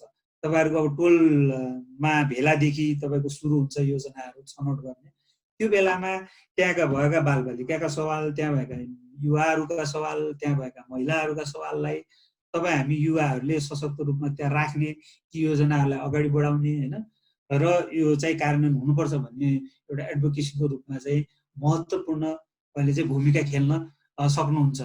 त्यो हुनाले युवाको पहिला त अब हामीले एउटा कुरो के थाहा पाउनु पर्यो भने स्थानीय निकायकै कुरा गर्ने भने स्थानीय निकायमा के अरे हुने सेवा सुविधा जुन बडापत्र भन्छौँ नि, न्यूनतम त्यहाँबाट पाउने सेवा सुविधा, विकासका योजनाहरूको कुरामा यो वर्ष के खालको योजनाहरू ल्याएको छ भन्ने खालको कुराहरू बुझ्नु पर्यो। नीति के छ, त्यहाँको स्थानीय सरकारले अहिले कुन कुरालाई, जस्तै शिक्षालाई प्रायोरिटीमा दिएको छ कि रोजगारीलाई गरेको छ कि स्वास्थ्यलाई गरेको छ, त्यो कुरा बुझ्नु पर्यो होइन। त्यो कुरा बुझिसकेपछि त्यो अन्तर्गत रहेर महिला बालबालिका पछाडि पारेका अनि यो सोसल इन्क्लुजनका जुन ग्रुपहरू छ त्यो सबै कहाँनिर पछाडि परेका छन् भन्ने कुरा हामीले पहिचान गरेर ती सवालहरूलाई चाहिँ अगाडि बढाउन सक्छौँ। त्यो हिसाबले हामी गयौँ भने चाहिँ मलाई लाग्छ युवाहरूको सहभागितालाई अगाडि बढाउन सकिन्छ होला। यही नै हो। अब यो के अरे एसडिजीका गोलहरू भयो होइन, 17वटा गोल, जहाँ चाहिँ पोभर्टीदेखि लिएर इन्भाइरोमेन्टका कुराहरूदेखि लिएर जेन्डर, एजुकेसन सबै कुराहरूलाई चाहिँ समेटेको छ होइन। र अहिले चाहिँ सस्टेनेबल डेभलपमेन्ट गोल भनेको चाहिँ अब डेभलपमेन्ट पनि अलि दिगो विकास हुनु पर्यो होइन, जुन चाहिँ जसले चाहिँ मान्छेको, कमन पिपलको चाहिँ लाइफमा चाहिँ परिवर्तन ल्याओस् भनेर यसरी चाहिँ अघि मैले तपाईँले भने जस्तै यो 15मा चाहिँ जुन यो युथ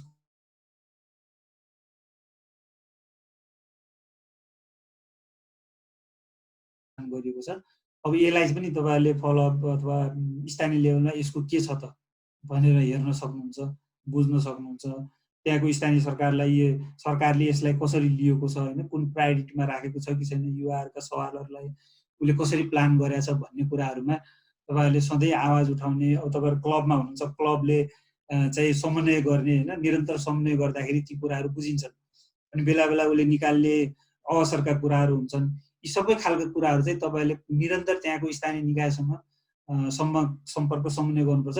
तपाईँ युथहरू जति सक्रिय तपाईँ स्थानीय स्तरमा हुनुभयो, अहिले त के छ भने डोनरहरू पनि सिधै के छ स्थानीय निकायमा गएको हुन्छ होइन। त्यो कारणले अहिले सक्रिय खालका युवाहरू त्यहाँ छ, अनि सवालहरूलाई बुझेको छ, उसले एडभोकेसी गरिरहेछ भने त्यस्ता खालका युवाहरूलाई विभिन्न इन्टरनेसनल डोनरहरूले पनि सहयोग गर्ने अनि त्यो सवालहरूमा सपोर्ट गर्ने गरिरहेको हुन्छ। त्यही भएर तपाईँले अलिकति पोलिसी प्रोग्राम, त्यहाँको सरकारको प्रायोरिटी र तपाईँको स्थानीय सवालहरू तपाईँहरू के हुन् भन्ने कुरा मात्रै बुझिराख्नुभयो भने तपाईँले जुनसुकै डोनर अथवा सहयोग गर्न सक्ने पार्टीसँग राम्रोसँग डिल गर्न सक्नुहुन्छ र आफ्ना कुराहरू चाहिँ यसरी राख्न सक्नुहुन्छ। यी स्लाइडहरू पछि के अरे विस्तारमा हेर्नु होला होइन, त्यहाँ धेरै तपाईँलाई यो रिसोर्सको हिसाबले होस् भनेर पनि मैले राखेँ धेरै कुरा। यसरी सरसर्ती हेर्दाखेरि चाहिँ विकासको थोरै अब हामीले ब्याकग्राउन्ड ट्रेन्डका कुरा गऱ्यौँ होइन, प्रत्येक 10 वर्षमा चेन्ज भएको देखिन्छ, जुन चाहिँ अहिलेसम्म आइपुग्दाखेरि अब रिलिफदेखि लिएर अहिले चाहिँ राइट बेस्ड अप्रोच अथवा रिजल्ट बेस्ड अप्रोचसम्म हामी आइपुगेका छौँ, जहाँ चाहिँ अब हामीले एसडिजीको अब 2030सम्म एसडिजीका विभिन्न गोलहरू मार्फत चाहिँ हाम्रो समाजको, देशको अथवा सोसाइटी होइन ह्युमन उसको चाहिँ विकास गर्ने सोचिरहेछौँ।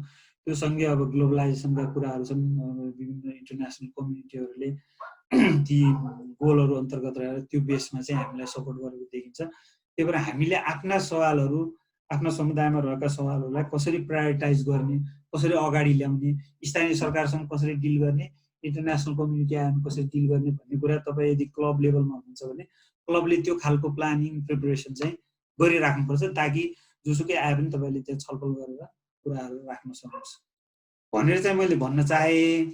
यति कुरा अब के कति राख्न सकेको नि यो एकरो यो बोल्दाखेरि अलिक गाह्रो हुँदो रहेछ। यहाँहरूको केही जिज्ञासा थप केही छ भने एकछिन 5-10 minute. Thank you so much रविनजी। अब तपाईँको एकदमै कम्प्रिहेन्सिभ प्याकेजको लागि अब तपाईँले पनि जुन टाइम दिएको थियो त्योभन्दा बढी लिनुभयो। तर अफकोर्स यो तपाईँको जुन तपाईँले राख्नु भएको छ स्लाइडहरू यो चाहिँ तपाईँको कम्तीमा 1.5-2 घन्टा भन्दा पनि बढी जाने समय हो, किनभने एकदमै यो लङ हुन्छ नि, एकदमै कम्प्रिहेन्सिभ कुरा हो यो भनेको चाहिँ। छुटाउनै नमिलेको जस्तो लाग्यो मलाई यो पोलिसीको कुराहरु। एकदमै राम्रोसँग तपाईँले बुझाइदिनु भयो, लगभग हाम्रो साथीहरूले पनि बुझिया हुनुपर्छ। यति भन्दै मैले यहाँ हामी साथीहरूको कसैको जिज्ञासा छ भने मैले च्याट बक्समा लेखेको छु, यो छ भने लेख्नु होला, अथवा छैन भने पनि अब हाम्रो सिरदाई अथवा अहिले रुख आएको छ जस्तो छ, रुखको हुन सक्छ। अथवा इन बिट्विन अहिले यति खेरमै मैले मेरो साथीहरूलाई चाहिँ हङकङबाट एकजना गणेश भाइ जोइन हुनु भएको लाग्छ, उसलाई स्वागत गर्दछु। त्यस्तै फ्रान्सबाट सिलुपाते भाइ पनि आएको देखेको छु मैले, स्वागत गर्दछु। फेरि अहिले पार्टिसिपेन्ट त अलिक कम भएछ, तर भर्खरै आएको थियो उनीहरू। ल रुख आएको छ। हाम्रो रविन सरको यो स्क्रिन शेयरिङ स्टप गरिदिनुस् न। हुन्छ र स्टप गरिदिनु।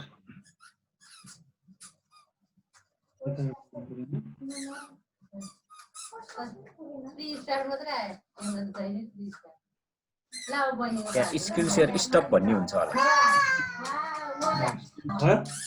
छैन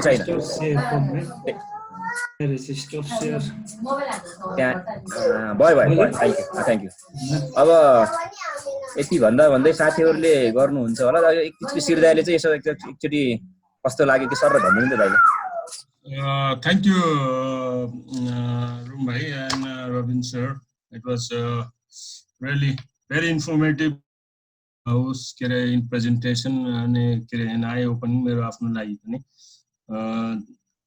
And यसले देखाउँछ हाम्रो युथहरूलाई you must be prepared for alternative उसको लागि हैन। अनि जति यो चेन्जिङ सिनारियोसँग आफूलाई चाहिँ अब त्यसलाई चाहिँ एडप्ट चेन्जिङ सिनारियोमा एडप्ट गर्न सक्नुपर्ने पर्छ भन्ने कुरा चाहिँ यसले मेसेज दिन्छ। अनि अल्सो मैले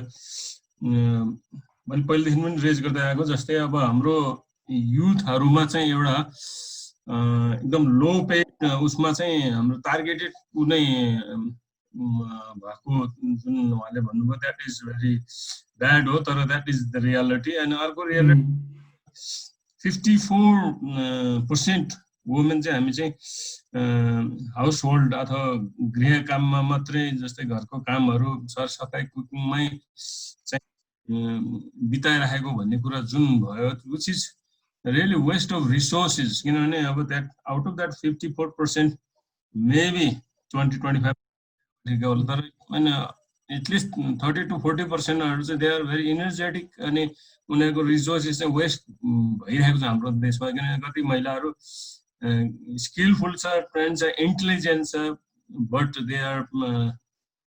there resources are wasted only because they are being just women. किनभने अरू डेभलप्ड कन्ट्री र हाम्रोमा अलिकति त्यो फरक छ, किनभने अलिकति अगाडि बढाउन सकिरहेको छैन। हाम्रो सरकारको पोलिसी ल्याए तापनि कार्यान्वयनमा त्यस्तो भइरहेछ। अनि अर्को चाहिँ मैले उहाँले भन्ने कुरा मैले देखेँ जस्तै हाम्रो युवाहरूलाई मैले के भन्न चाहन्छु भने उहाँको प्रेजेन्टेसन सुन्दाखेरि अनि अहिले जस्तै मस्ट टेक के अरे प्रब्लमलाई चाहिँ अपर्च्युनिटीमा चाहिँ बदली गर्न सक्नु पर्यो आफूले टु सर्भाइभ। कम्पिटेटिभ वर्ल्ड छ अहिले अनि एकदम फास्ट डेभलपिङ। अब to keep up with the developing सिनारियोको लागि चाहिँ आफू चाहिँ तयारी हुनुपर्छ जहिले पनि अन टोमा भयो भने चाहिँ। जस्तै अब always have a primary and secondary trade in skills and आफ्नो एप्रोच। जस्तै मैले एउटा इक्जाम्पल आज अहिले यहाँ अघि त्यो मनिलासँग मेरो सानो कुरा मात्र भएको थियो, ऊ चाहिँ बाहिर रहेछ, जोइन हुन सकेन।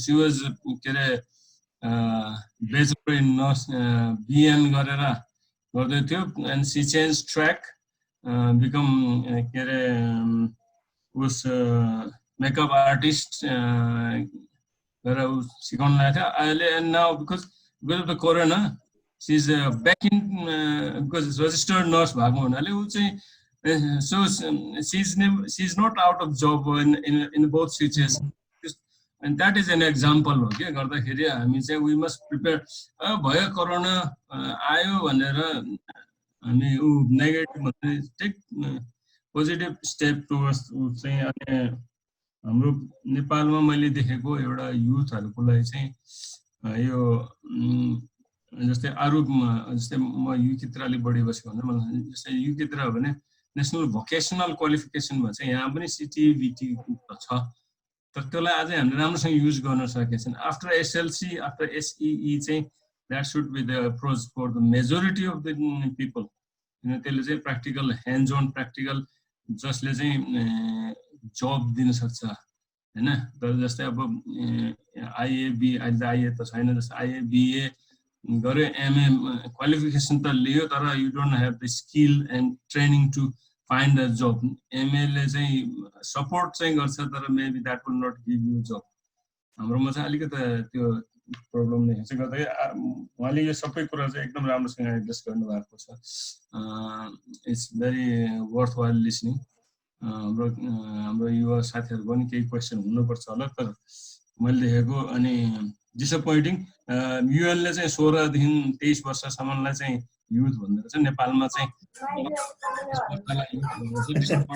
ब्राकेट भन्दा बाहिर गए नेपाली राजनीतिक उसमा हो भने उनीहरूले 70-80 वर्षलाई नै युवा नेता चाहिँ भेट्नु that's all from me room भाइ एन्ड हस् थ्यांक यू सो मच दाइ अब हजुरको एकदम रिमार्क्सको लागि रविन सर यसमा केही भन्नु छ हैन थ्यांक यू सो मच भन्न चाहे मैले एकदम राम्रोसँग सबै कुरा नोट गर्नु भएको रहेछ वास्तवमा सरले भने जस्तै हामी चाहिँ प्रिपेयर चाहिँ हुनैपर्छ के प्रोफेसनली होस् तथा इन्डिभिजुअली होस् मैले अघि पनि भने तपाईहरु चाहिँ आफ्नो करियर डेभलपमेन्टको हिसाबले पनि प्रिपेयर हुनै पर्यो हैन मार्केटिङमा जाँदाखेरि अब समाज सेवा गर्छु सोसाइटीको लागि के गर्छु कम्युनिटीको लागि के गर्छु भने पनि प्रिपेयर हुनु पर्यो क्या त्यतिकै म गर्छु भनेर मात्रै भएन अहिले त अब त्यो सबै कुरा तालमेल मिलाउनु पर्यो ढङ्ग पुर्याउनु पर्यो भन्छ नि त्यो ढङ्ग पुर्याउनलाई इन्फर्मेटिभ हुनु पर्यो कमसे कम के भने सवाल गर्न सक्ने हुनु पर्यो क्या सवाल गर्न सक्नलाई त फेरि सूचना थाहा हुनु पर्यो हामीलाई कम्तीमा आफ्नो गाउँठाउँको समस्या अथवा आफ्नै युवाहरूको समस्या अथवा यसको अपर्च्युनिटी के हुन्छ भन्ने कुरा चाहिँ थाहा पाइराख्नुपर्छ यसले चाहिँ अघि उहाँले नर्सको के अरे इक्जाम्पल दिए जस्तै जहिले पनि हामीलाई सर्भाइभ गर्नलाई अथवा अरूलाई सहयोग गर्नलाई चाहिँ जहिले पनि सपोर्ट गर्छ त्यो कारणले must be prepared yes thank you sir thank you Ravin ji यसमा रुख जोडिनु भएको छ आयो देयर रुख विवेक सोल्टी केही छ तपाईँ अब मास्टर्सको एन्थ्रोपोलोजीको स्टुडेन्ट पनि हो र तपाईँले यस्तो जुम डिस्कसन धेरै चलाइरहनु भएको छ यसो केही छ विवेक सोल्टी यसो राखौँ त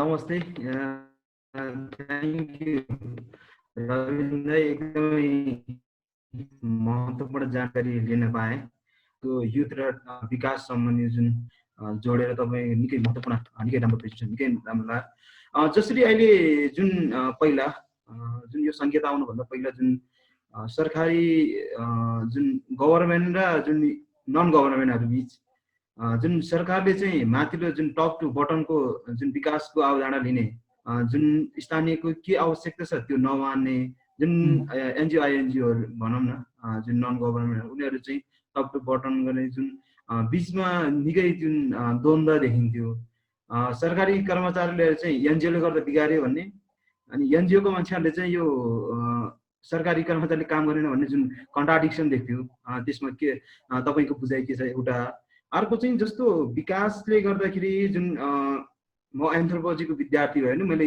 केही च्याप्टर चाहिँ पढ्न पाएको थियो डेभलपमेन्ट एउटा सेमिस्टर एउटा विषय पढ्न पाएको थियो जस्तो अहिलेको जुन पहिलाको गाउँ अहिलेको सहर अहिलेको गाउँ भोलिको सहर भनेर जुन विकासको अवधारणा र विकासवादी सिद्धान्तहरूमा त्यो निकै चलिरहेको देख्छौँ जसरी अहिलेको जुन पुरानो जुन आफ्नो ट्रेडिसन जुन विकास भन्दै जुन आफ्नो मौलिकता जुन आफ्नो पहिचानहरू करिब करिब आफ्नै गाउँतिर त्यो सकिसकेको अवस्था देख्छ।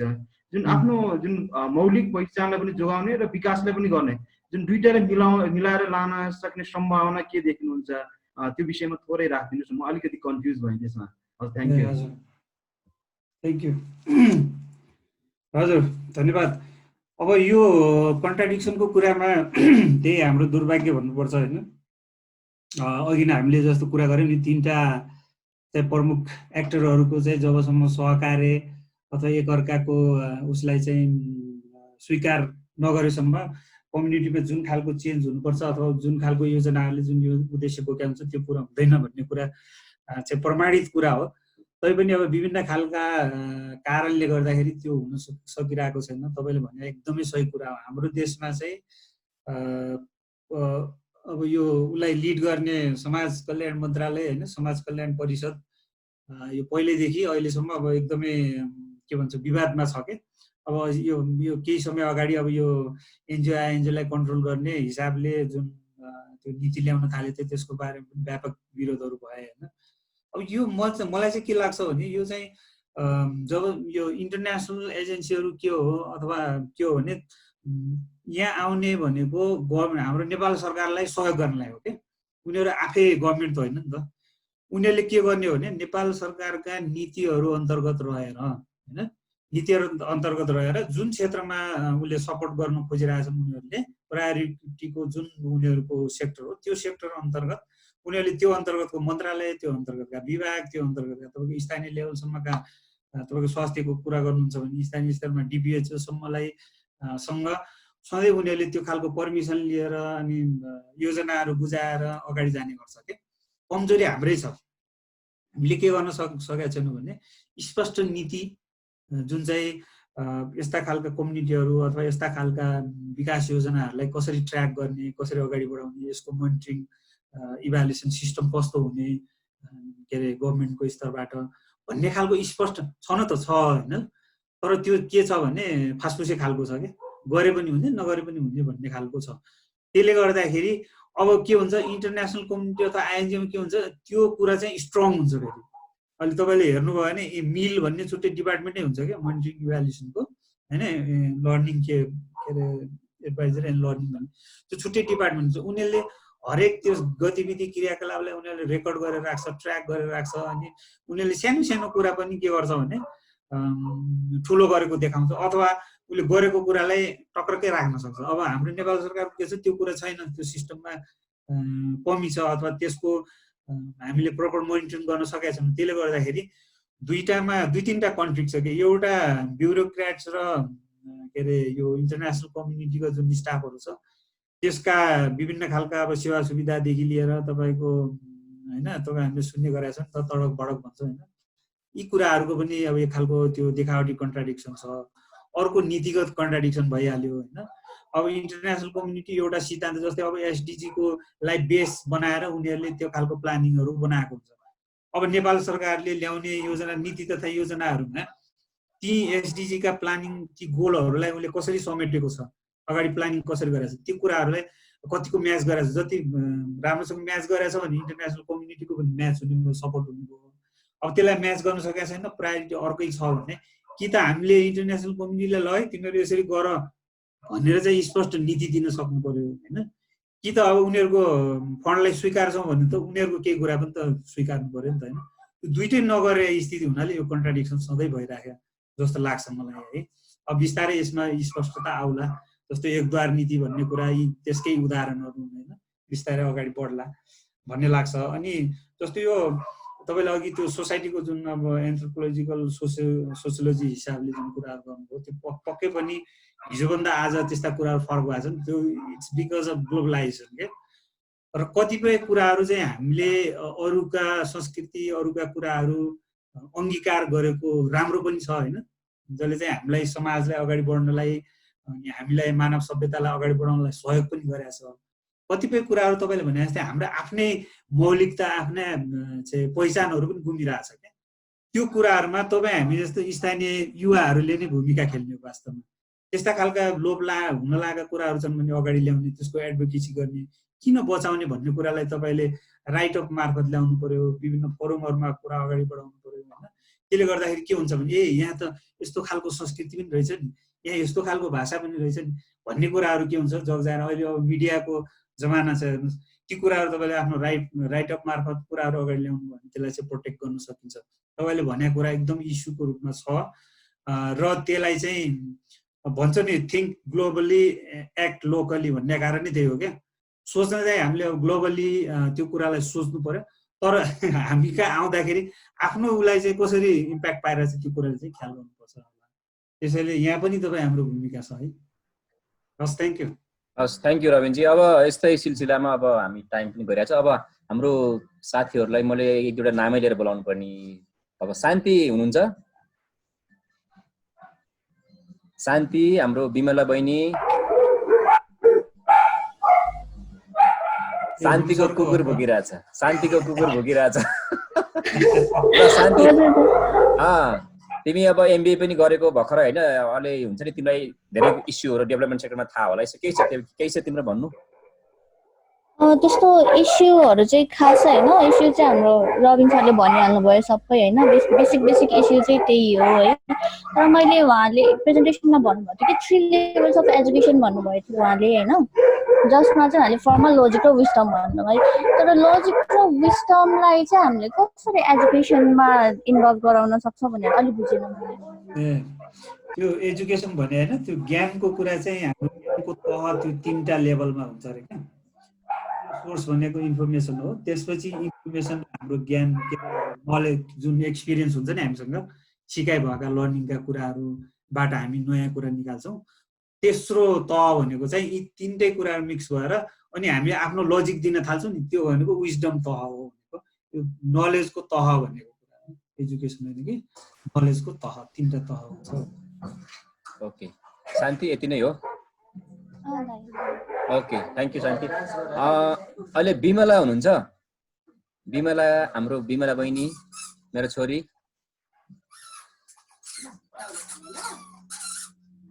विमला छैन जस्तो छ। फुर्बा बाबु के छ? तिमी पनि एकदम ट्यालेन्ट मान्छे होइन, अब डेभलपमेन्ट त बुझ्नु पर्यो नेपालमा कसरी भइरहेछ भन्ने कुराहरू। तिम्रो के छ बाबु? फुर्बाको विशेष केही छ? केही छैन दाइ, केही त होला नि, छैन? Okay, thank you.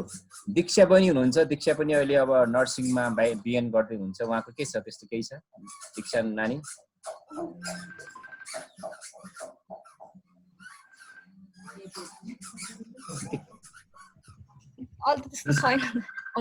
छैन, सबै बुझिरहेछौ? Okay, thank you. अब यति भन्दा भन्दै हाम्रो सिलुपाते बाबु हुनुहुन्छ फ्रान्सबाट। के छ बाबु सिलुपाते, केही छ भाइ?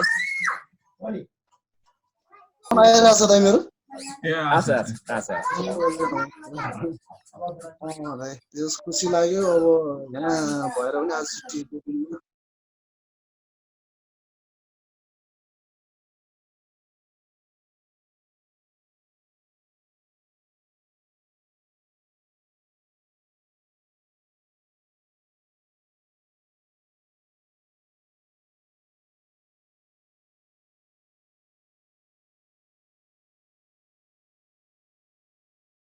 हजुरहरू डिजिटल मार्केटिङ, यो इन्टरनेसनल डिजिटल मार्केटिङको विषयमा हामी कामहरू गरिरहेका छौँ कि अब नयाँ स्टुडेन्टहरू अब अनलाइनबाटै हामीले चाहिँ अब डिजिटल माध्यमबाट बिजनेस सेक्टरमा अब अहिलेको नयाँ युवाहरूलाई चाहिँ मध्यनजर गरेर अब हामीले केही गर्न सकिन्छ कि नेपालमा अब हजुरहरूबाट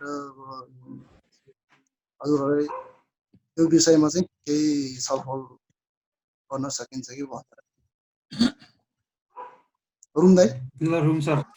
ओके, मैले बिचमा काट्यो, थ्याङ्क यू। अब तिम्रो आवाज ठ्याक्कै यहाँ मैले सुन्ने बेला काट्यो यहाँ बसेर हल्ला गरेर है। हजुर, मैले चाहिँ यो डिजिटल मार्केटिङको बारेमा चाहिँ यो जिज्ञासा उठाएको थिएँ कि दाइ। अब यो चाहिँ अहिले हाम्रो यो अब नयाँ साथीहरूलाई एकदमै अब यो अनलाइन इकमर्सहरूमा एकदमै युटिलाइज हुने अब हामीले नि गरिरहेकै छौँ होइन। तपाईँको यो अहिलेको यो कोभिड-19ले गर्दा अहिले रबिन सरले भने जस्तो तपाईँको प्याराडाइम सिफ्ट हुँदैछ, यो पनि तपाईँको एउटा हुन त पहिलेदेखि नै भइरहेको हो, तर यसले चाहिँ अलिकति अब चाहिँ हुन्छ नि सिनर्जी लिन्छ जस्तो लाग्छ मलाई होइन। यसमा तिमी हामीले अब के गर्न सकिन्छ पछि हामी त्यो बिस्तारै छलफल गरौँला त्यो अर्को पाटोमा। ठिक छ, तिम्रो एकदम राम्रो इस्यु हो यो, किनभने अब यो प्याराडाइम सिफ्ट हुँदैछ ग्लोबली, किनभने बिफोर कोभिड आफ्टर कोभिड भन्ने यो कम्प्लिटली चेन्ज हुँदैछ सिनारियो होइन। त्यसमा चाहिँ अब तिमीले भनेको कुरा एकदम राम्रो हो। ठिक छ, त्यो हामी पछि तिमी हामीले केही गर्न सकिन्छ भने त्यो छुट्टै छलफल गरौँला। हजुर यो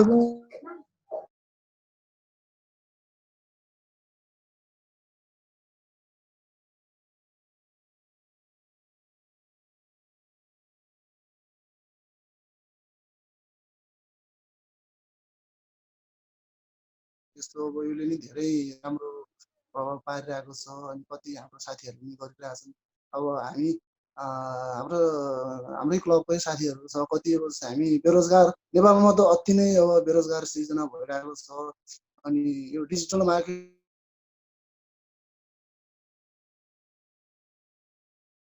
अब सबैको आफ्नो एउटा यो मनसाय हुन्छ, अब कसलाई के गर्ने अनि यो डिजिटल मार्केटिङको सवालमा चाहिँ हामीले फेरि अर्को विषयमा अर्को नेक्स्ट टाइम हामीले फेरि पनि स्योर भाइ, स्योर त्यो त्यस्तो केही भयो भने भाइलाई हामी we will let you know नि त सुन है भाइ। हुन्छ दाइ, थ्याङ्क यू। यति भन्दा भन्दै अब हाम्रो रुख सत्य रुख बाबु। अङ्कल म चाहिँ छु, तर मैले बिचमा अलि पछि सुनेको कारणले मैले त्यस्तो के अरे कन्फ्लिक्ट होला कुरा भनेर मैले थपिने केही छैन होइन। ओके ल, थ्याङ्क यू सबैलाई। यति भन्दा भन्दै मेरो एक दुईवटा कुरा भन्न चाहेँ। जुन सुरुमा हामीले रबिन सरले जुन फ्याक्टहरू दिनुभएको थियो त्यो डेटाहरू चाहिँ कस्तो हुन्छ भन्दाखेरि नेपालमा जुन डेटा कलेक्सनको सिस्टम चाहिँ अहिले तपाईँको सेन्ससको कुरा गर्ने भने तपाईँको हामी 10 वर्ष अगाडिको डेटाहरू युज गरेर आएको हुन्छौँ। जस्तो अब तपाईँको योभन्दा 2011 मा हामीले सेन्सस भएको थियो, अब 2021 भइसक्यो। त्यतिखेर डेटा पनि अहिले हामी युज गरेर हुन्छौँ। जस्तो त्यो डेटाहरू भनेको रबिन सर दिनुभएको डेटा हाम्रो चाहिँ नेपाल लेबर फोर्स सर्वे हुन्छ, त्यो चाहिँ हाम्रो अन्तर्राष्ट्रिय श्रम सङ्गठनले तपाईँको चाहिँ सपोर्ट गरेर तपाईँको यो सेन्टर फर के अरे यो सिबिएस छ नि, त्यसले गर्छ, केन्द्रीय तथ्याङ्क विज्ञानले गर्छ। नेपाल लेबर फोर्स सर्वे अहिले 3 इयर्स 2017-18 को डेटा हो लेटेस्ट।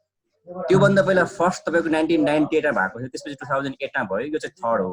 यसलाई पनि यो गर्न पनि तपाईँको नेपाल सरकारले आइएलओले नै सिकाएको हो यो डेटा कलेक्सन गर्न, जसबाट तपाईँको नेपालमा चाइल्ड लेबरको सङ्ख्या कति छ, तपाईँको चाहिँ फोर्स लेबरको सङ्ख्या कति छ, लेबर मार्केटमा कति मान्छे आउँछ, कति वुमेन इम्प्लोइड छ, कति नन अनइम्प्लोइड छ, सबै कुरो त्यो डेटाले देखाउँछ। त्यो डेटा चाहियो भने मतलब त्यो डकुमेन्ट अनलाइनमा पनि छ, चाहियो भने म तपाईँलाई प्रोभाइड गर्न सक्छु। त्यस्तै अब यो डेभलपमेन्टको कुरा गर्दाखेरि जस्तो रबिन सरले भन्नुभयो एसडिजी सस्टेनेबल डेभलपमेन्ट गोल, यो भनेको तपाईँको चाहिँ युनाइटेड नेसनले सेट गरेको गोल हो, 17 वटा गोल छ तपाईँको। यो चाहिँ तपाईँको 2012 मा सुरु भएको। यो पनि कस्तो हुन्छ भन्दाखेरि तपाईँको चाहिँ टाइम एन्ड सिचुएसन हुन्छ। त पहिला एमडिजी भन्थ्यो, मिलेनियम डेभलपमेन्ट गोल भन्ने गरेको थियो। जब तपाईँको चेन्ज तपाईँको विकासले गति लिँदै आयो त्यसपछि त्यसलाई एसडिजीमा परिणत भयो। फेरि अहिले त्यो एमडिजी भन्ने चाहिँ तपाईँको छायामा पऱ्यो, यसलाई चाहिँ हामीले एसडिजी भन्ने युएनले रिफर्म गरायो ल्याएको छ। एसडिजी चाहिँ तपाईँको चाहिँ 2012 मा तपाईँको युएनको कन्फरेन्स भएको थियो ब्राजिलको रियो डी जेनेरोमा, त्यहाँबाट तपाईँको एसडिजी आएको हो। हाम्रो भाइ बहिनीहरू तपाईँको एसडिजी वाट इज एसडिजी भनेर तपाईँले खोज्नु छ, 17 वटा गोल्सहरू छ युएनले सेट गरेका गोल्सहरू। हरेक तपाईँको गरिब राष्ट्रका तपाईँको लागि चाहिँ गरिब राष्ट्रका मान्छेहरूलाई तपाईँको उकास्नको लागि चाहिँ त्यसले एकदमै हेल्प गर्नको लागि त्यो ल्याएको हुन्छ। यसको एक्चुअली चाहिँ तपाईँहरूले पनि यसो हेर्दा हुन्छ what is sustainable development goal भनेर होइन, त्यति नै हो। त्यसपछि अब हाम्रो लगभग टाइम एकदमै गइसकेको छ। लास्टमा रबिन सर केही छ होइन भने अब ऱ्यापअप गर्छौँ। हुन्छ सर, म सबैलाई धेरै धेरै धन्यवाद भन्न चाहे। अब यस्तो अवस्थामा केही कुराहरू सेयर गर्ने अवसर जोडाइदिनु भयो। अब यो क्लब भनेपछि मलाई अझै रहर लागेको थियो तपाईँहरूसँग धेरै कुरा गर्नलाई होइन। पछिका दिनहरूमा पछि अब सामान्य अवस्था रह्यो अथवा अरू कुनै विषयमा छलफल गर्ने त्यस्तो अवसर जुट्यो भने पक्कै पनि यहाँहरू मलाई सम्झिनु होला, म त्यसको लागि सदैव तयार हुनेछु।